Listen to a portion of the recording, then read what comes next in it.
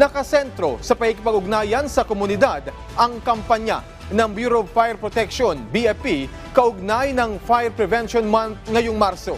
Sa programang Mike Abi Live, sinabi ni BFP Fire Senior Inspector Gabriel Solano na bumaba ang sunog mula Enero hanggang ngayong March 3, 2025, kung saan halos 2,500 fire incidents o sunog ang naitala sa buong bansa.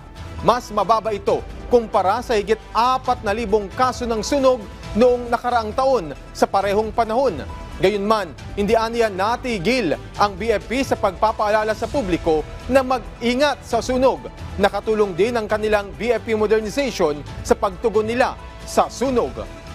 Ngayong taon, 2025, inilunsad po natin yung ating tinatawag na 4K seminars. No? Itong 4K seminars na to, ang ibig sabihin nito ay kaligtasan ko, kaligtasan mo, kaligtasan mo, kaligtasan ko.